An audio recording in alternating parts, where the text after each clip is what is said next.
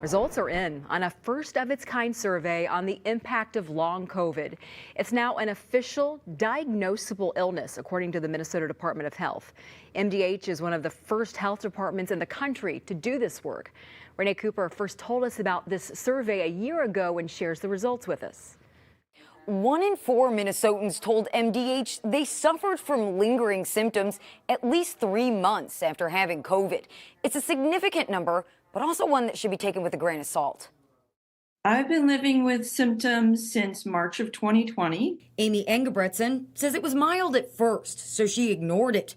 But that only made things worse. I can't really walk. I can't go upstairs. I can't drive. I can't, do my regular activities of daily living. Long COVID, is that an official illness? And are we any closer to diagnosing it?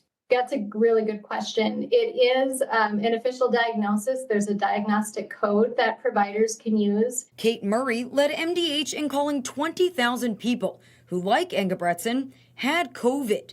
1,270 completed the interview.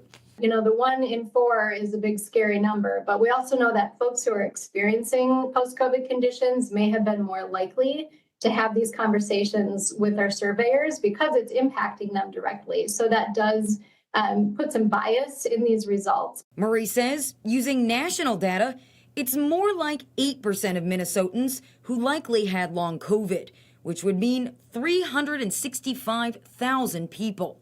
The most common long-lasting symptoms are tiredness, fatigue, shortness of breath, brain fog, and coughing. And most people with those symptoms also reported difficulty with daily life activities. And 2/3 of people having difficulty with daily activities is definitely significant. And although it is diagnosable, the survey says just 9% of people were actually diagnosed. Unfortunately, there's still a lot that is unknown, and providers can struggle with that for sure. Just sort of a tragedy of the medical system right now. So there is diagnostic criteria, but Marie says there still is not a simple test for long COVID. She also encourages anyone who is experiencing these symptoms to call their healthcare provider. In the newsroom, Renee Cooper, 5 Eyewitness News.